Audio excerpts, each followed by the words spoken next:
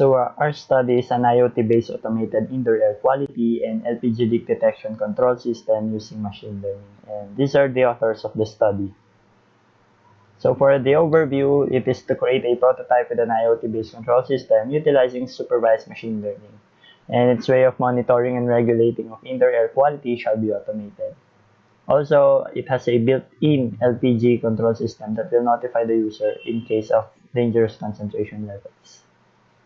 So for the background of the study, the constant increase of the population, especially in urban areas, has a negative effect on the environment since the more area is developed, the more air pollution it produces due to urbanization, transportation, energy consumption, and economic development.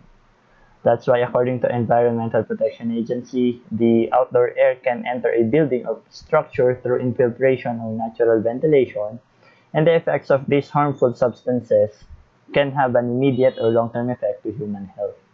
That's why, according to Duplessis and others, indoor air pollution is about 2 up to 5 times more dangerous than the outdoor air. And as you can see in the graph, the total population increases as the year passes. And also, the pollution increases relatively. That's why LPG leak detection is also implemented to increase the effectivity and utilization of the module for another safety hazard. So for the significance of the study, it is to give importance to the indoor air quality to Mapua University, specifically in the canteen.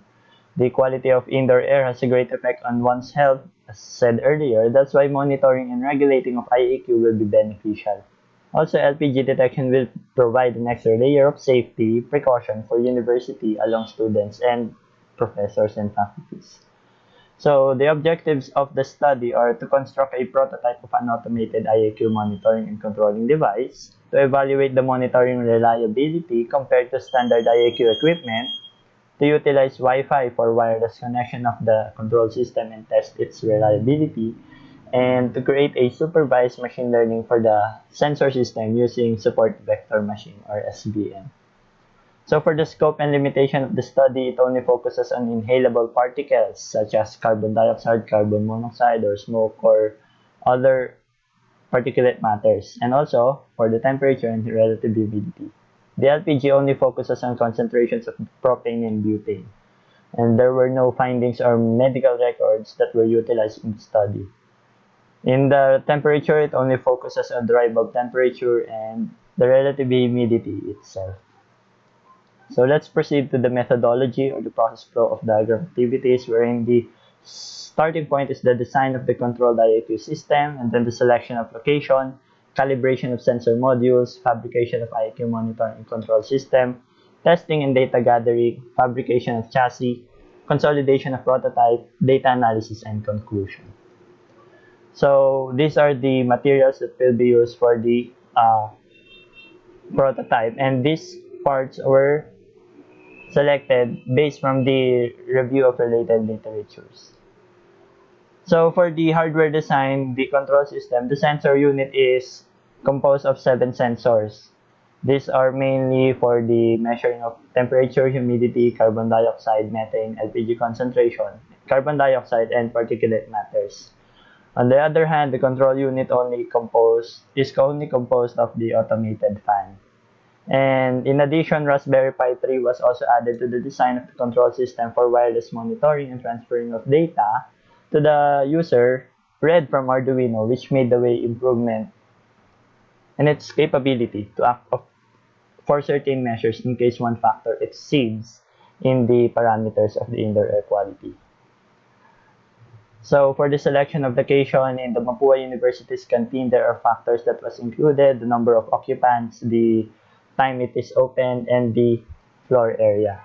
So the peak hours of the number of people in the canteen are during 11 a.m. to 1 p.m. and the lowest number of people are 6 a.m. to 6 a.m. and 6 p.m. The total floor area is less than 500 square meters. That's why there is only required one module for the measuring of air quality.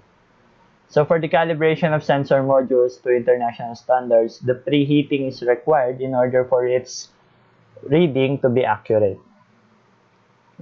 Now for the software design, This is the program or code for the Arduino IDE, and the codes used for calibrating each sensor were combined in one whole sketch in Arduino, and so that it will function simultaneously. So this is the codes. And now for the Raspberry Pi 3, it is connected to the internet in order for its serial communication code to be uploaded using BNC Viewer.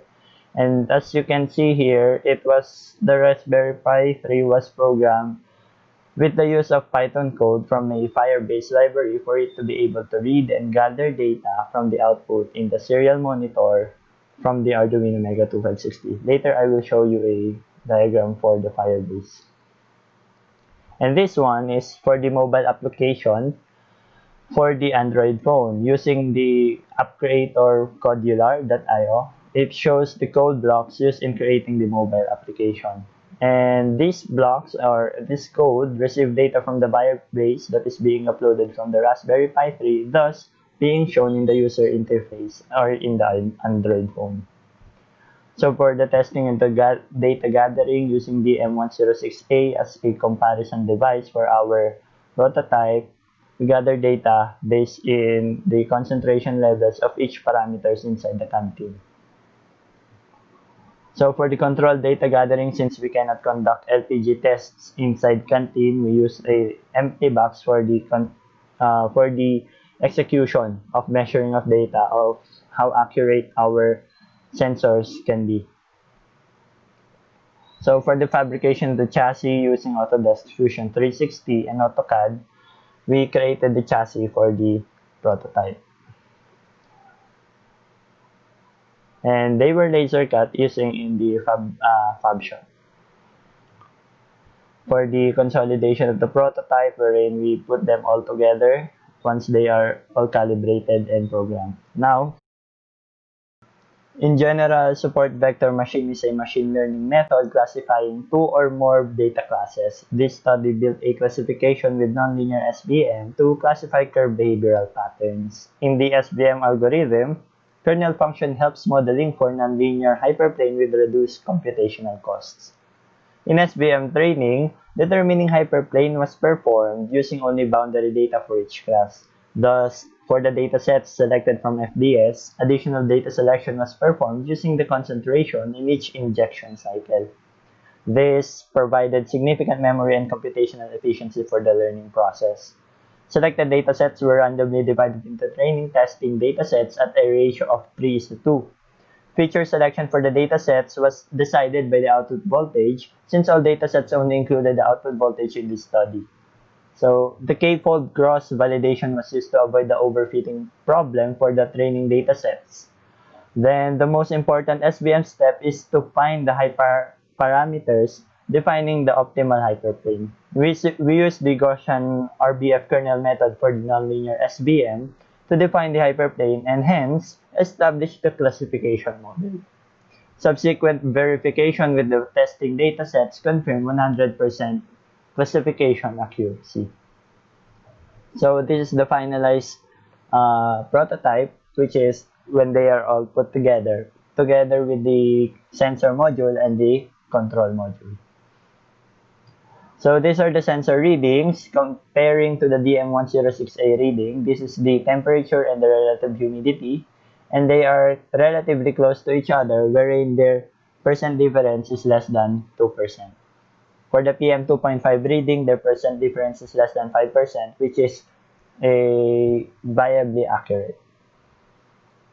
And for the methane and the LPG reading that was conducted in the empty box, we can see that they spiked at almost the same time and flattened at the same time, wherein the test duration and the testing was conducted multiple times in order for it to be accurate.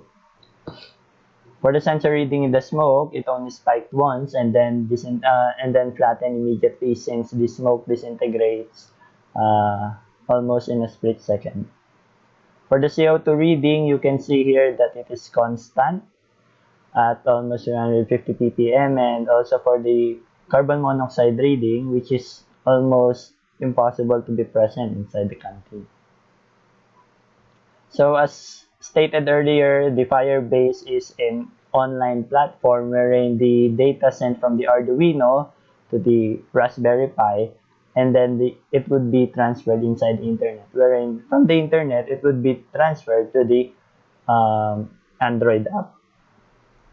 And this is the interface of the Android app, wherein the readings of the parameters of propane, methane, smoke, CO, carbon monoxide, and carbon dioxide, also temperature and humidity, are being shown in real time. And whenever a threshold is breached, it shows a warning. So for the supervised learning model, we first train the support vector machine and then cross-validate the classifier using the train machine to classify or predict new data, and then in addition to obtain satisfactory predictive accuracy. Various SVM kernel functions can be used, and fine-tuning of kernel functions may be necessary. So there are 6 types that was used in this study of SVM. So initial dataset for LPG measurement in the school's canteen was fed into the training module of MATLAB. Then this dataset will be the basis of the train values to identify possible LPG leaks. After the initial training, validation was made by comparing the advantage of each SVM type. So we have linear, quadratic, cubic, fine Gaussian, medium Gaussian, and coarse Gaussian. If you will see at the left part, each type of SVM is compared using RMSE, R squared, MSE, MAE, prediction speed, and training time. So the mean squared error tells you how close a regression line is to a set of points. It does this by taking distances from the points of the regression line, and these distances are considered as errors, and then squaring them. So the yellow one is the prediction, and the blue one is the actual reading. So the farther it is from the blue line, the less accurate it is. So the squaring is necessary to remove any negative sign, and it gives more weight to larger differences. It's called mean squared error, as you are finding the average of set of errors. So these are the different models for each type of SVM. And also this one, which is the blue one, is the prediction, and the diagonal line is the perfect prediction.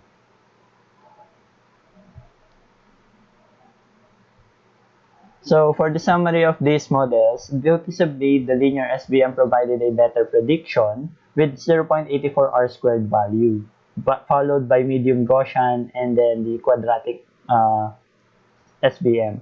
So although the medium Gaussian can have a shorter training time at 0.1688 seconds, the linear SVM can predict more, which has a 72,000 data points per second compared to medium Gaussian, which only has 66,000 objects per second. And the quadratic SVM can only detect 57,000 objects per second, and takes a longer time compared to the two. So in conclusion, the group was able to create or produce a prototype control system or IEQ monitoring system, and evaluated the monitoring capability of the prototype. Also, the group utilized Wi-Fi for data transfer and real-time monitoring, created also a supervised machine learning using SVM. So for the recommendation for the fabrication part, the automated fan can be replaced with a bigger one, the wiring should be clean, and the chassis design should be smaller. And then the testing was the usage of prototype to IAQ studies. So that is all. Thank you.